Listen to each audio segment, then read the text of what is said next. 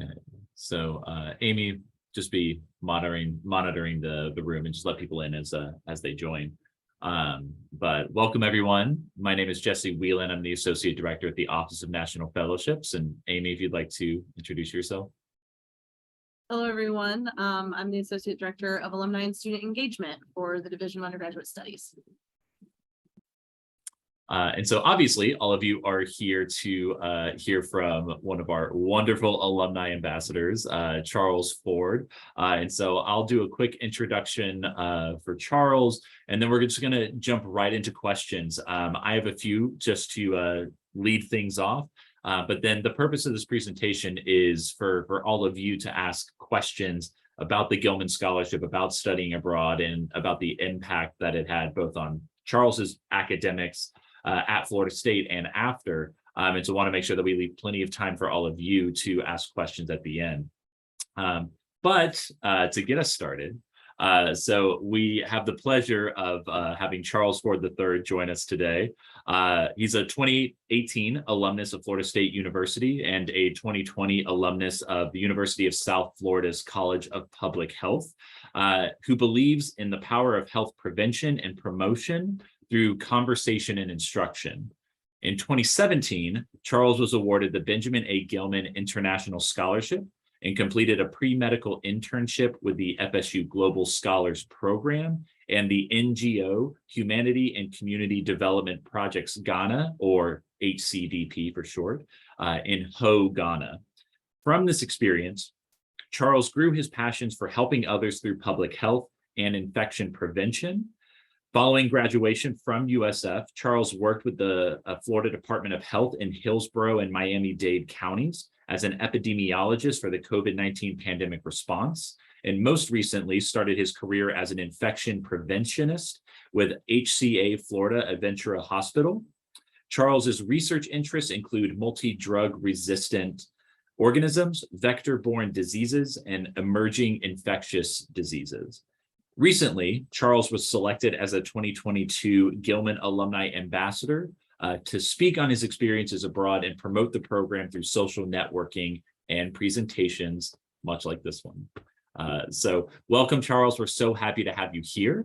And just to kind of get things started, for a lot of our students that apply to the Gilman Scholarship and some that may be in attendance today, many apply during their first or second years. But can you first talk about the transition into Florida State, specifically as a first-generation college student, how you navigated some of those challenges and ultimately found your communities on campus? Absolutely. So as Jesse mentioned, and thank you so much, Jesse, for that introduction. I really appreciate it. Some that will eventually come to know through this presentation. Jesse is somebody that I worked very closely with the Office of National Fellowship for my Gilman Scholarship, as well as when I did apply for a Fulbright scholarship. But to answer your questions, Jesse, I started at Florida State in 2014. I, as a first-generation college student, as you mentioned, didn't know if college was even going to be an option for me because based off of my family's income at the time, we didn't really have exactly enough saved up. So, for me to go to college was a big feat in and of itself to begin with. So once I finally did get to FSU, I was able to get through admission, obviously, and I was a part of the Southern Scholarship Foundation, which is a nonprofit housing organization that's actually very near and dear to my heart. They're the reason I was able to attend FSU.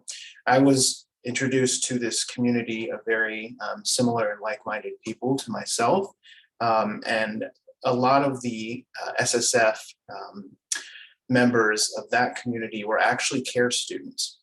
And so I wasn't a CARE student myself. I didn't hear about CARE until after I had already started at FSU. If I did know about it beforehand, my guidance counselor may have told me, but I wish I would have applied sooner because then I would have had the chance to be a part of that program. But I joined CARE and I was part of also in my first year freshman interest group. And so with SSF, with my CARE friends and with the FIG, I was able to establish a really good community of peers and other students that helped me establish a really good foundation at Florida State. And so as my first year continued on, I focused on classes. I did some extracurricular activities like the marching chiefs. And then my second year, I had started to hear about, some of my care friends doing this program, and I wasn't sure what the program was about exactly, but I knew that they were going internationally. And I was like, how's that even possible? You guys are first generation college students like myself. How did you afford it? That's the first question that comes to mind to any first gen. And so the more that I heard about the scholarship, and I heard from some that had went in their first summer, their second summer, I was like, you know what? I'm getting close to the end of graduation. At that point, I was sophomore and junior. I was starting to think, how can I make this possibility a reality? And so I began to, venture out into FSU campus and say, okay, where exactly did you do this, Gilman? How'd you do it? Who'd you speak to? And so I believe it was the fall of my junior year. I think it was either around this time or close to this time that I went to go see Jesse. And that first meeting that we had, I remember thinking, wow, this guy's really awesome. He's, down to earth. This is somebody that I can work with, and I really think that this might be a reality. So we worked on the application. I submitted it by the October deadline. At the same time, I had, submitted the application for FSU Global Scholars, and then the ball just went from there. I was awarded the Gilman Scholarship, and I was able to go through with my Gilman experience. So I think the biggest thing, again, a very long answer to your question, is just find your grounding at FSU and that community of people that will support you no matter what your dreams are, and go talk to the Office of National Fellowship as soon as possible, just so that you can begin to have those conversations, not only for Gilman, but if you have other projects or goals or things that you think that you could accomplish in there, maybe a scholarship for you, those two things can connect. So again, really long answer to your question, Jesse, but just go to ONF as soon as possible. Now, did you hear about the Gilman Scholarship in your third year, or was it something that had kind of been lingering throughout the first couple of years during your time at Florida State? Yeah, so that was something that actually I'd heard about. I want to say, I think it may have been in the spring of my freshman year, because I spoke to at SSF, like I mentioned, one of my community groups, some of the upperclassmen, the sophomores, juniors, and seniors that told me about this program. And so they started to say, oh yeah, I just spent the last summer in Ghana, or I spent the last summer in Thailand or Korea, or some of these places that you only hear about from people that either have money to travel or have the time. And it was early on that I heard about Gilman. Because I know you're going to talk a lot about your time abroad in a little bit, but did you come in knowing that you were interested in the medical sciences or in public health, or how did you explore and find like your major and your academic interests at Florida State? Yeah, so I started out as a pre-med major. I am still interested in going to medical school, and that's something I'm working on in the background. But I began FSU as a biological sciences major, and that's what I graduated with. So through those courses, I did the hard STEM courses. I focused on making sure I had service hours and all the things to get to my goal of going to med school. But along the path, especially with my Gilman experience, I realized that immediately after graduation, even if I don't start med school, I have to have a job. I have to have something to pay bills. And so I found a different kind of a detour from medical school and medicine, still in the healthcare related field, this broad topic of public health. And so my Gilman experience, and I'll speak to it a little bit more, introduced me to the field of public health, and especially epidemiology and infection control. And, comparing the Ghanaian healthcare system to the US healthcare system, there was a lot of similarities, but also a lot of disparities. And I wanted to know more about, just what those disparities look like, even the idea of social inequity in health as a whole. So, my ultimate goal, even during Gilman, was how can I pursue this field of public health and take it further? And so it was during Gilman that I actually spoke to Jesse again, and we had the conversation of, Fulbright and a master's of public health. And although I wasn't selected as a Fulbright, finalist, I still got my MPH, and I still, I'm using all of those skills and things that I learned during my graduate program that I use every day. Then I have one more question before we get into the specifics of your time abroad. Sure. And also, don't sell yourself short with that Fulbright application, because you're for the most competitive fellowship, and that's still a big deal. Yes. We'll talk about that a little bit. But because sometimes it's a bit of a chicken or the egg type of situation for students when they're looking at studying abroad. Like, some students may know exactly where they want to go, or some students may know, well, I don't know where I want to go, but I know I want to do, so students are always coming to it from a different angle. And so I guess when it came to your situation, was it, you knew where you wanted to go first? Like, did you know you wanted to go to Ghana, or was it more of like, I know I really want to find an internship? Or I guess talk to me about how you ultimately settled on ACDP in Ghana through the Global Scholars Program. Absolutely. So it was kind of a multi-purpose, in the sense of there was a couple different factors that influenced my decision to do humanity and community development projects in Ghana. I knew that I wanted to go to the continent of Africa. I didn't know Ghana specifically, but as a person of color, a mixed race individual, my father's African American, and so I knew that I wanted to explore the African continent, even if it was through one country. And so, with my pre-med background, my desire to go to an African country, as well as who I had spoken to that had gone to this NGO previously. It was, again, a member of CARE and the Southern Scholarship Foundation. I knew that this was feasible because, I'm someone that needs that feasibility. This can actually happen. So all of those factors combined led me to work with HCDP Ghana.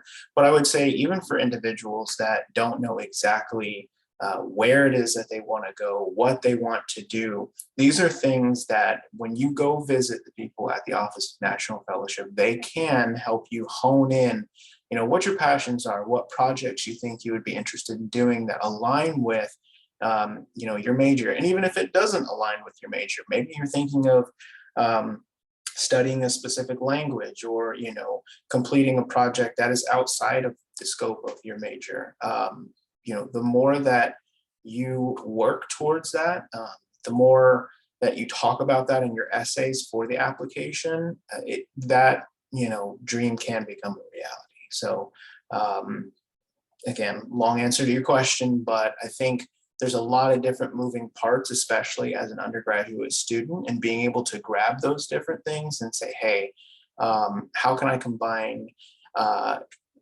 C, H, and P, and put them in together to make a project that, you can get the most out of, it can be paid for, and then it can ultimately, make the best out of an awesome situation to begin with. So. And then, just for a point of clarity, a Gilman scholarship can be used for almost any type of experience, so from a study abroad experience to an internship to a cultural exchange program, as long as it counts for academic credit. And so we'll do a quick plug is, if you're wanting to learn more about the specifics of the scholarship, we do have a workshop this coming Thursday at 1:30. in person or via Zoom, and you can find that on the ONF website, which we'll type into the chat. But for Charles, for your internship in Ghana, talk to us a little bit more about how you crafted your Gilman experience, and when I know you have something you'd like to share on your screen, but feel free to tell us where you went, what you did, what that experience was like, and just a little bit about what you did during your time over the summer. Sure. And so just very quickly, just to touch on briefly the logistics of Gilman, just so those that are in attendance and for those that may watch the recording, to be eligible for Gilman, as Jesse mentioned, you have to be a U.S. citizen or national. You do have to be an undergraduate student. You have to be a federal Pell Grant recipient. And you do have to use the money towards a credit-bearing program. So whether that's FSU Global Scholars, international programs, or some sort of a la carte program, maybe through, with like biology majors, I had independent study or, some type of externship that was credit focused that I used for my Gilman experience. And so, in the country that you choose, if there is a travel level advisory, it has to be at least a level 1, 2, or approved level 3. So very quickly, that was just, the nitty gritty. But again, as Jesse mentioned, more to come on Thursday more about the actual application and what it entails. But me specifically, I'll go ahead and share my screen here. Let me just pull this up. Sorry, give me 1 second. So,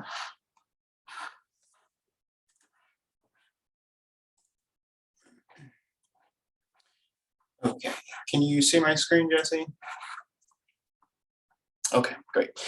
So yeah, my Gilman Scholarship experience, in short, as Jesse mentioned, I did it in Ghana in the summer of 2017. We briefly talked about when I began. So the original fall deadline is October. I believe I have to look at the specific date, but I believe it's in early October. And so I started to have these conversations with Jesse the fall of my junior year. So that was October 2016 was the deadline for the scholarship. And so at the same time is when I applied for the FSU Global Scholars Program. I didn't know exactly where it is that I wanted to go. I knew that it was in Ghana. And so I spoke to those things in my application itself, just saying, I'm a pre-med student. These are the reasons for wanting to go to Ghana. This is my intended project. And so when I went to Ghana, I eventually ended up working with the Humanity and Community Development Projects. And during my time there, I was an international healthcare volunteer. I was an intern at the Volta Regional Hospital, where I helped and shadowed and rotated in 3 different wards within the hospital. And then I also spent 1 week in a rural community just outside of Ho. It was about an hour or 2 drive. It was a community called Amuzudebe. And at this community, we did community health screenings. We heard from the community members about their health needs and what their top priority needs were. And so all of this work as a whole, it really altered my perspective on health at the global level. Comparing as what I know the US healthcare system to one country, so I can't speak to other countries, but one country specifically. And it just allowed me to understand truly what community health is about, population health, and how it applies to communities at the local level as well as at the national level. And so some of the pictures that you see on the screen, the top left is the one where I'm in the yellow shirt, is myself with some of the young adults and kids of the community of Muzudebe. This is when we did the community health screening, which included just some general eye exams as well as blood pressure screenings and, just general health.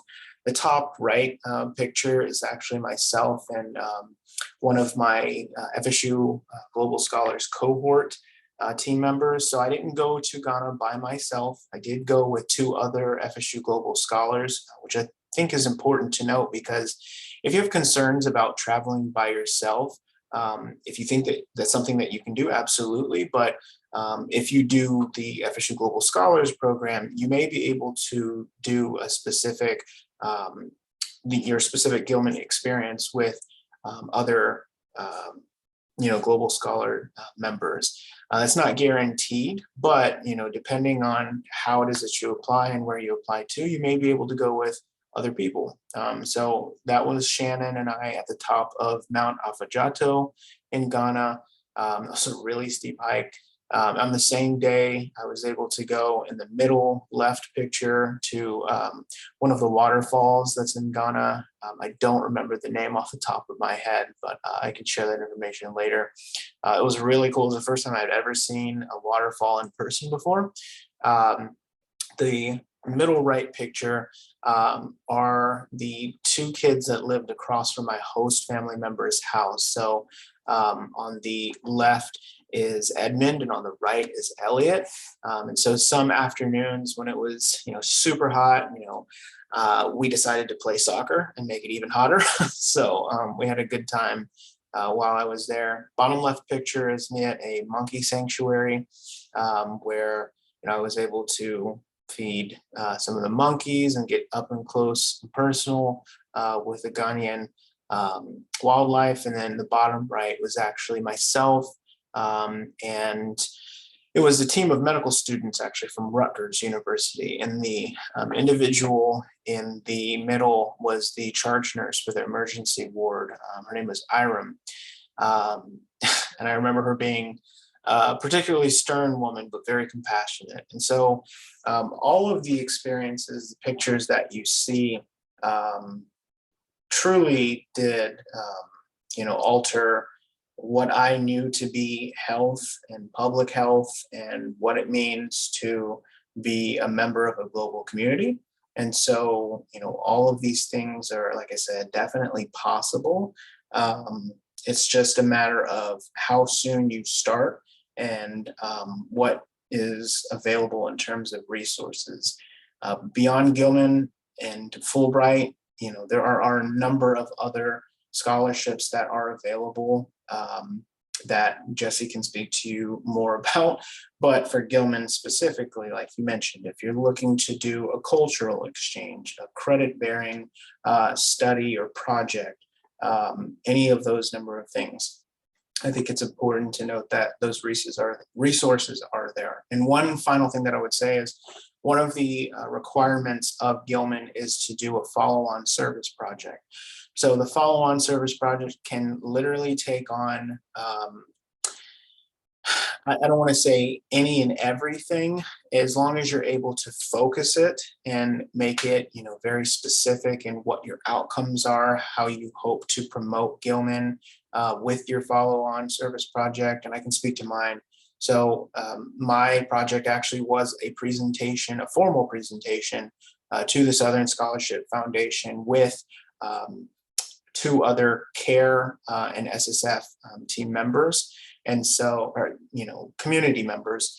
And so we spoke about Gilman, we spoke about international programs and how you can use your Gilman scholarship money to study, Spanish in Spain, to go to Ghana, to go to Italy and do, a number of different types of projects. So my experience, I was giving these presentations prior to me being a Gilman alumni ambassador, and I will continue to talk about the scholarship to any student that would like to hear about it, because it really, really will change your perspective on not only your studies, but your course in life.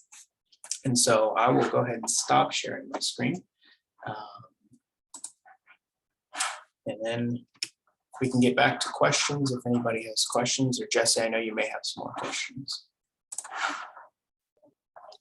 Yeah, I have a few questions left. And so I can absolutely continue this conversation, but would like to turn it over to students, for the next, 10, 15 minutes at least, for any questions that you have that you would like to ask Charles about his experience, about the application, or just in general. I should say, please feel free to unmute yourself, or if you would like to type into the chat, that's absolutely fine. I can read the question to Charles from there.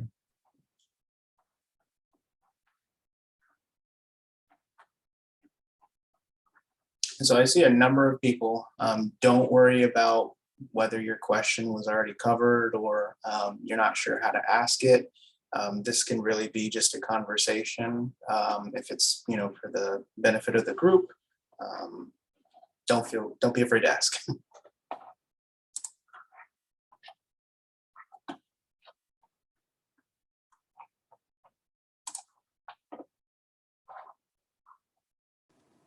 Okay, I have a question.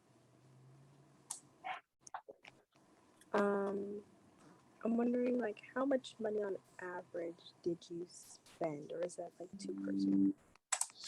I'm sorry, it was kind of hard to hear you. Jesse, can you repeat the question? Yeah, Amanda was asking roughly how much did your program cost, or how much did you spend over the summer, which is a great question. I know it's really pragmatic. And so Oh, and yeah. I can, please speak to your experience, and then I can talk a little bit more into what that Gilman funding has looked like over the past few years. Yeah. So I would say, so the Gilman Scholarship itself, the award can be up to $5,000. And so it can be up to, I want to say that specifically because it depends on how much you're able to speak to your needs in the scholarship application itself. I believe, and I'd have to look at the application specifically. Again, Jesse can maybe talk to this as well, but the more you state and what the money will go to, items specifically, flight, passport, any program fees, your travel, your food, if there's a specific project that you're going to be doing that requires funding at your program, these are things that need to be listed. And even if you don't know every specific detail, even just saying, I want to do a community health screening in Ghana, in Thailand, in Korea for XYZ.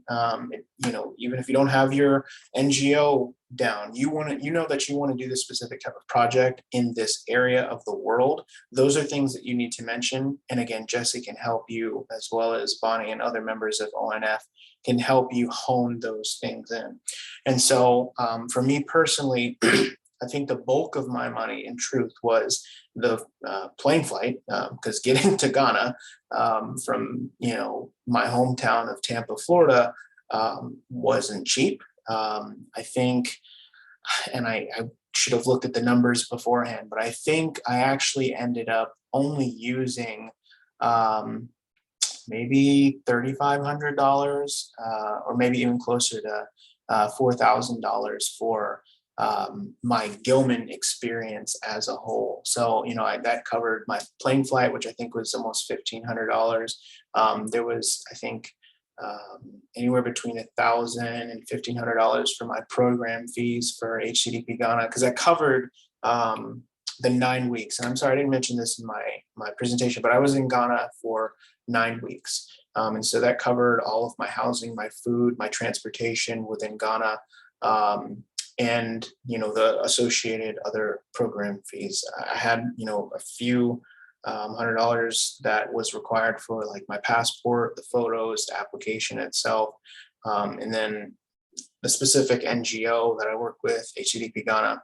The host Richard was the one that said that spoke to the community health screening, and he was like, we would like to fundraise $500 for each FSU Global Scholar team member that went. So there's 3 of us, it was $1,500, which was a lot of money in Ghanaian cedis for that community. So I would say, yeah, I didn't use all of the money for Gilman. I didn't actually have to return that, but I did use it to travel additionally after Ghana.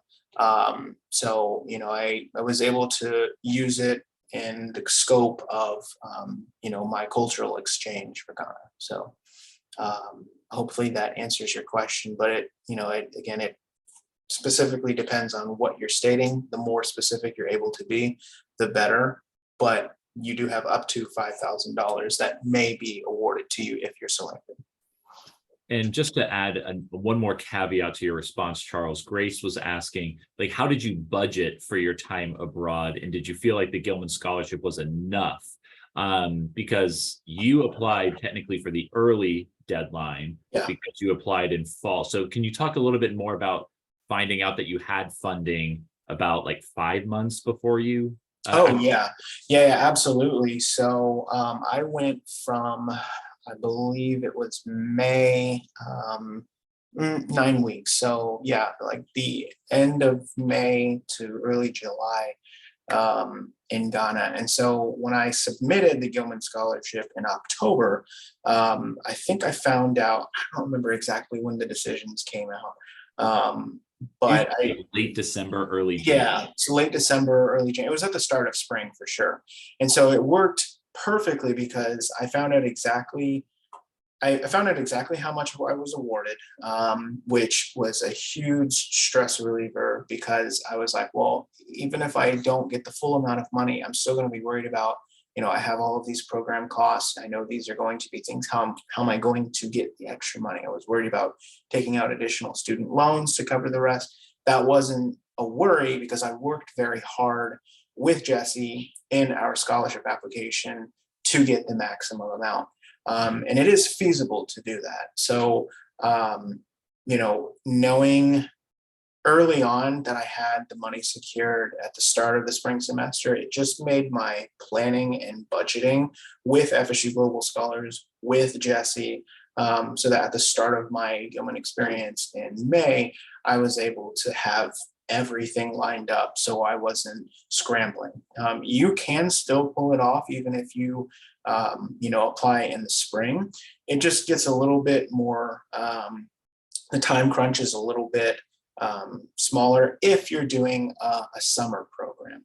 And I say that specifically because you can also use the money for, there is a hard deadline, but you can use the money, I believe, for the next couple of semesters. So, you know, it just depends on, again, as soon as you're able to apply.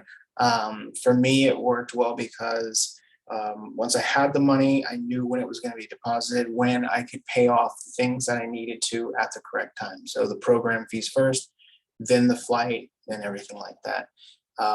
And definitely Gilman was more than enough for all of the things that I needed.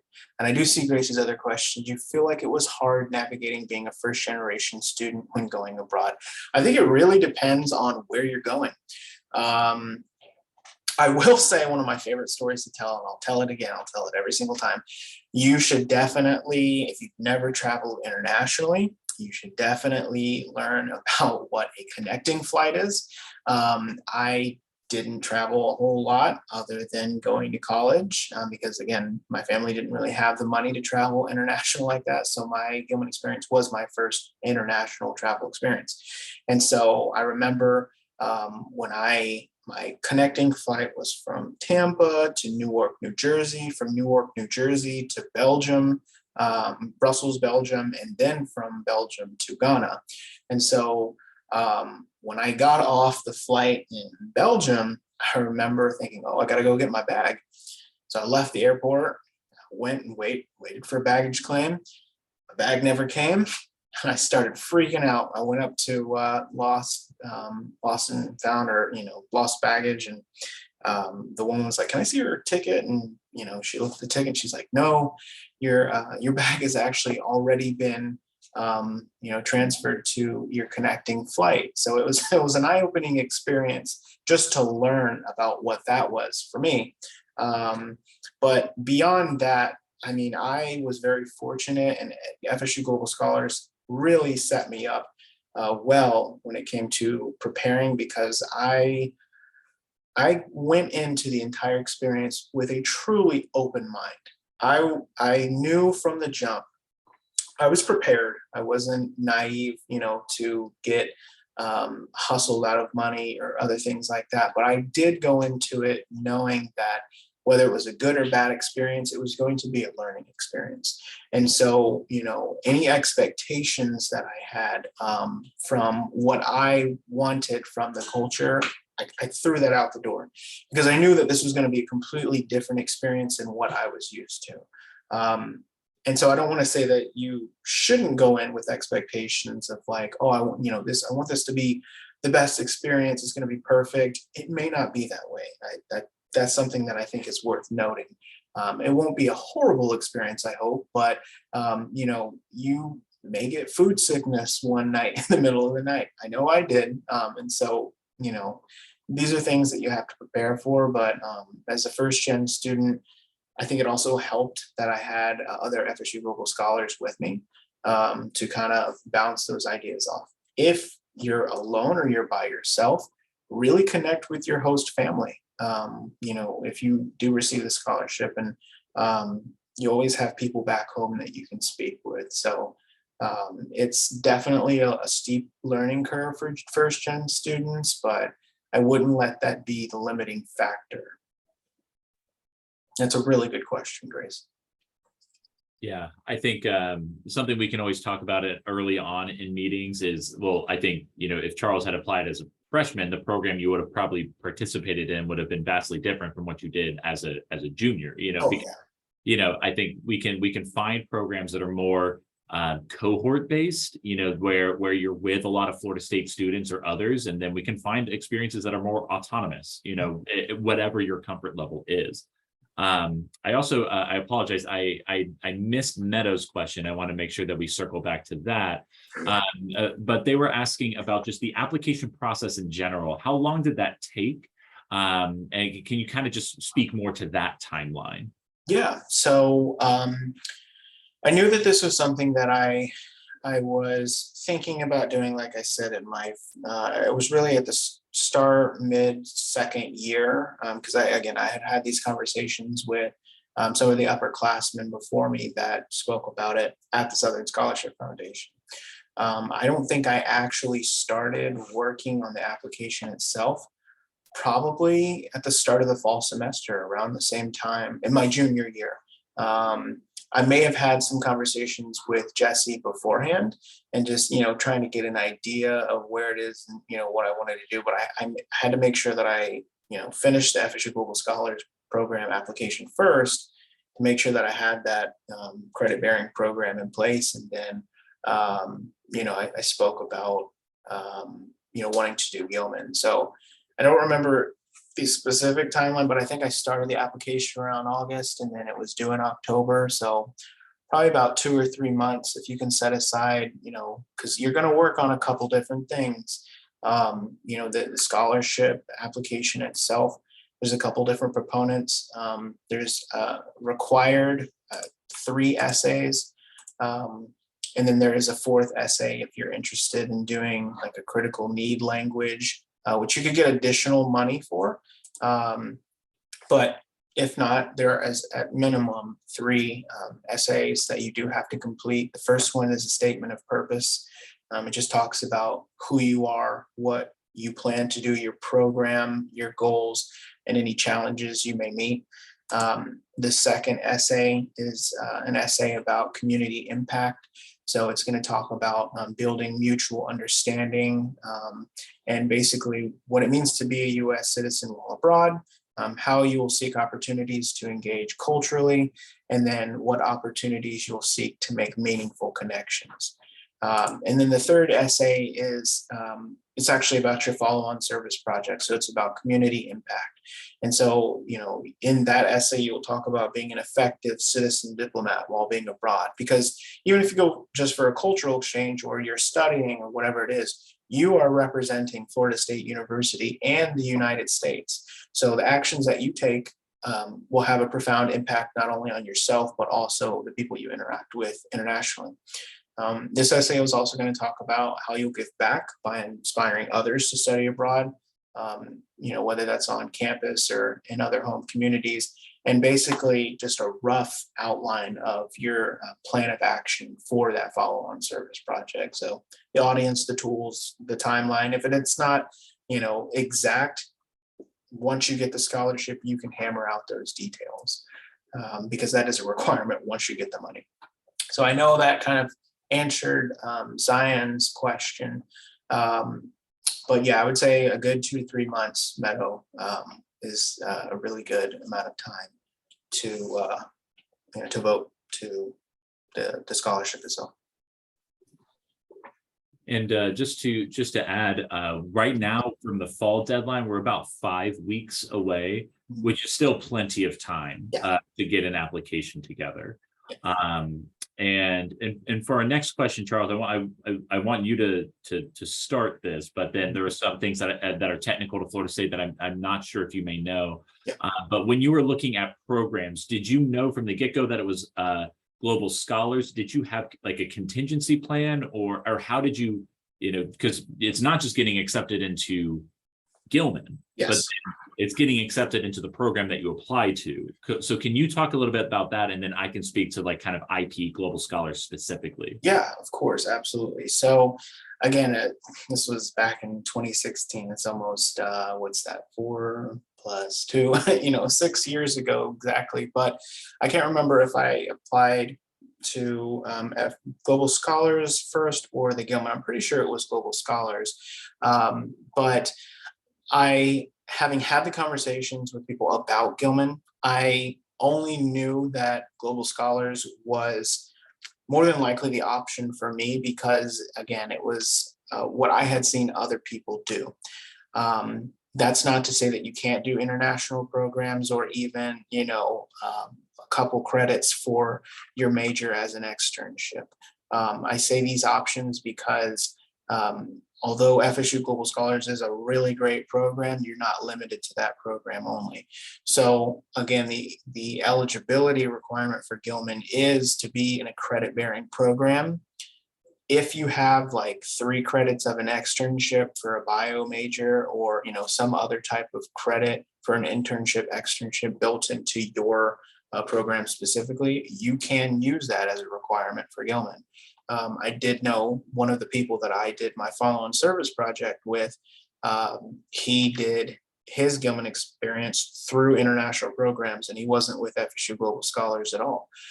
He studied for an entire semester in Italy, and I think he actually may have done a critical need language or something similar. But I definitely would recommend first having the conversation with Jesse or even doing independent research yourself and seeing, okay, do you want something that's kind of a structured cultural exchange, but doesn't necessarily require like a hard, I have to take a course type, study during my experience? Or do you want that more structured? I want to take courses while abroad and do international programs, or are you just trying to fulfill requirements for your degree? And it just so happens that you can do that while traveling abroad. Those are some of the questions that you should ask yourself, and do some research on those opportunities that are available to you. And so just to add to Global Scholars, when I did it, and it may have changed, but there is a class requirement. I think it's like a 1 credit course the semester before your experience and the semester after. So I happened to do it, my experience in summer. I took the spring introductory course, and then the follow-on 1 credit follow-up course for Global Scholars. And then just to kind of follow up on like the logistics is unless you are planning to study abroad this coming spring semester, it's like a 99% chance that by the time you apply to Gilman, you will have not been accepted into the program that you plan to apply for. So like Charles said, you can apply for this October deadline for a program that starts within the next year. So either in the spring, the summer, or the following fall. And so for these October deadlines, for a lot of students that are planning to study in the summer or the fall, what you're submitting is a proposal. like best case scenario, this is where I would like to go. This is what I would like to be doing. This is why I think it's impactful, and this is how it's going to help me in the future. And then, like Charles said, we craft the other essays, the follow-on service project, and the citizen diplomacy essay around that too. And then we have students that do receive Gilman funding, and likely more often than not are accepted into the program. But there have been instances where students receive Gilman and they don't get accepted into their program. And in those instances, Gilman does not take your funding away, but they allow you to submit what is called a program change, where you submit, okay, so this is the new location, this is the new program, these are the new dates for when I'll be abroad. And then Gilman just updates your information. And so when it comes to, do I need to apply to these multiple programs?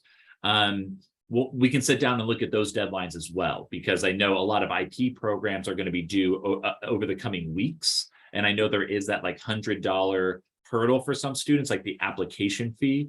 It is a first come, first serve for IP. So you do need to pay the fee to get on the waiting list. Again, things that we can talk about on a one-on-one meeting, but Global Scholars, that application isn't due for another month or so, I believe. So sorry, Charles, I didn't mean to divert, but just want to make sure that we clarify is, if you are considering a couple applications, a couple of programs, we'll only use one of those for your Gilman application, but we'll make sure that we get you set up to make sure that you're accepted into something that you would like to do. Exactly. Yeah. And so just to Jesse's point, yeah, the application deadline for the fall for Gilman is October 6th, 2022 at 11:59 Pacific time. And then in spring, it's March 7th at 11:59 Pacific time. So, like Jesse mentioned, if you're thinking about doing IP, $100 application fee is kind of deterrent at the moment. Or if you're just not completely sure and you need a little bit more time, you do have the spring March deadline. Like I said, if you're trying to do something in summer, it's going to make it a little bit more crunched. But, again, the sooner that you go have these conversations with the right people, Jesse in the office, you'll be set. I can promise you that, speaking from experience. I do have another question that I would like to ask, and I know we're running a little bit low on time, but we should have room for at least one more question.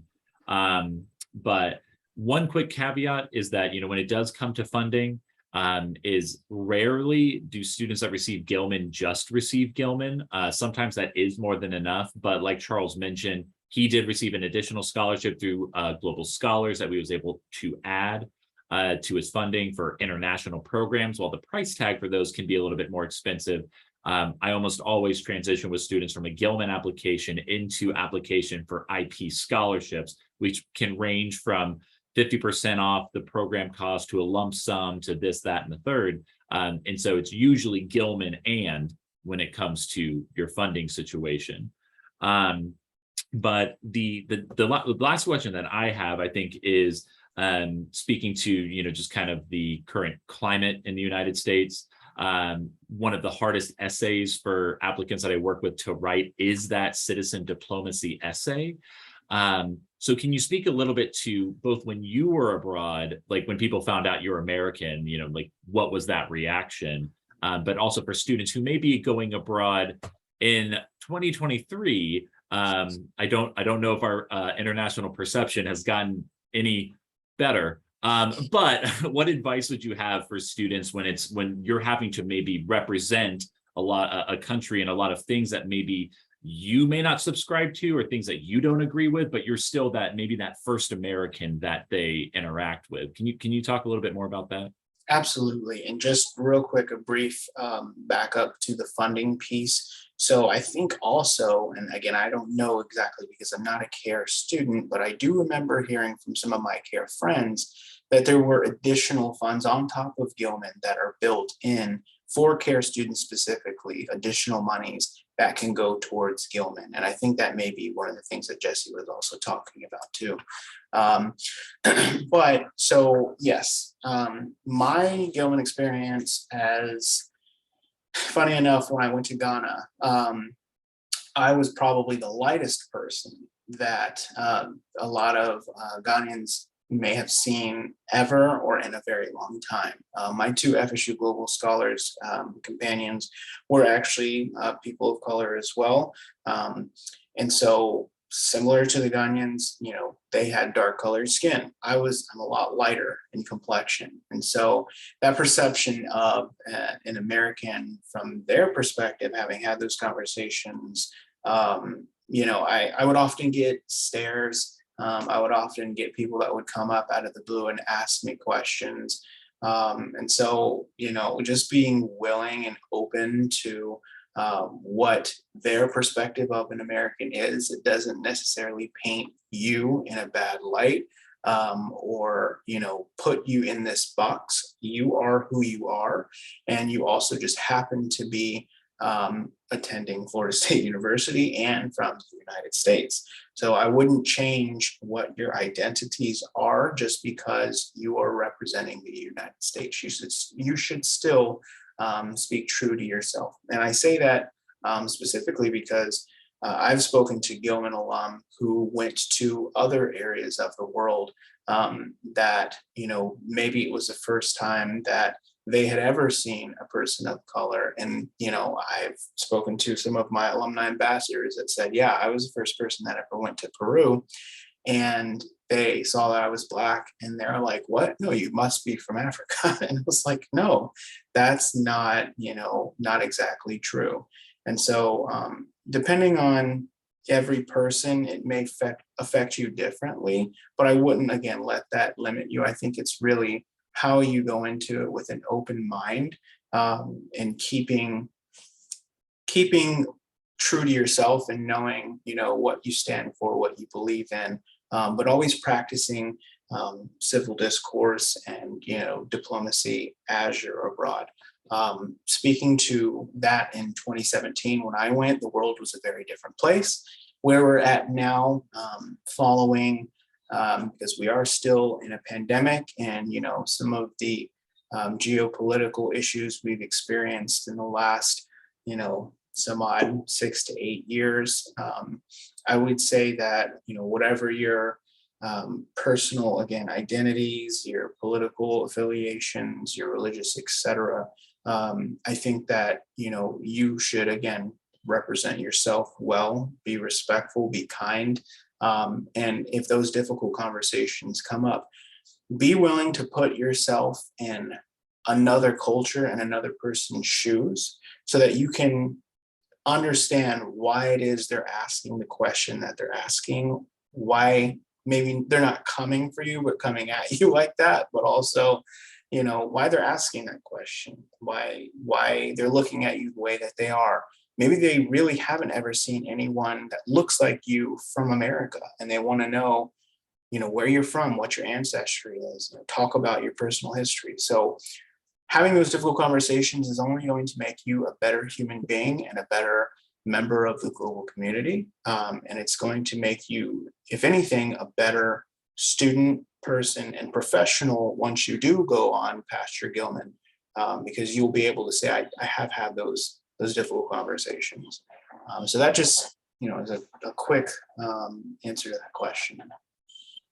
Yeah, one thing that we don't, I probably don't advertise that much, is, you know, I've been working on the scholarship, you know, for the last 6-7 years. And so I have students that have been receiving this award for the last 6-7 years. And so if you have particular identities that you are, you know, I don't want to use the word concern, but you just don't know how this may manifest in an international setting. I have students that have taken these identities abroad to varying parts of the world and would love to put you in contact with them. And so please feel free to ask. You know, I also have sample essays that we can always sit down and break down when navigating the process as well. But it's better to ask these questions than to just kind of keep that bottled up and then take that fear with you abroad. You know, we want to make sure that we address that beforehand. And so Charles is a perfect example, of navigating those thoughts and those situations. But we have many, many other students that I would love to put you in contact with too. Yeah, beyond your physical health, your mental health abroad is also extremely and exceedingly important. Whether you get a parasite or if you're having a panic attack in the airport, those things are equally valid. And I think it's also important, to just be aware of those things. But it does take a lot of courage to apply for something like this to begin with. And so the experience, when you do have it, will only benefit you in the long run. Yeah. Well, unfortunately, we're running extremely low on time, but just wanted to be the first to thank you, Charles, so much for always being willing to share your experience and talk to students. It really means a lot that you continue to reinvest in Florida State University and the Office of National Fellowships, and selfishly, it's just great to see you. I always love catching up.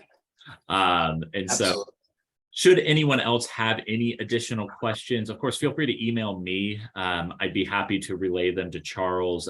He will be serving as the alumni ambassador and, kind of pseudo representative of Florida State for the next year. If Charles, if you ever are on campus, we would love to coordinate with you and schedule a time to meet and chat with students. But absolutely. And I'm going to drop my email here. This is my personal email, but it's the email that I'm going to be using for any and all Gilman related questions. So please feel free, if you didn't feel comfortable asking the question in this presentation, always email me. As Jesse mentioned, I'll be representing Gilman as an alumni ambassador for the next year. And even beyond that, I'll be able to answer questions about Gilman. And I dropped my email in the chat as well. Like Charles mentioned, I lead the Gilman recruitment and program at Florida State. Bonnie Garcia Glockner is a fantastic advisor who also advised Charles when he was a biology student. Yes. And we have a wonderful graduate assistant, Christine Perry, who any of us would be more than happy to meet with you and start talking about what an application looks like, whether for it's this October deadline or coming up in the spring deadline. But my personal recommendation, and I think Charles would subscribe to this as well, is the earlier you apply, one, the less competitive it is, because a lot of students will wait till the last minute, and that was me when I was an undergrad. So your acceptance rate is a little bit higher. And the other benefit is if you don't get it, you can reapply in March for that same opportunity. So it's kind of a 2-for-1 opportunity. So please feel free to reach out to Charles with questions about his experience. Feel free to reach out to me with questions about the application. I'd love to meet with you. And also thank you, Amy Haggard, for organizing all of this and putting this together. And thank you all of you for attending. It was a pleasure getting to talk to Charles and have some of your questions answered. So thank you all so much. Thank you, everybody. Have a great day.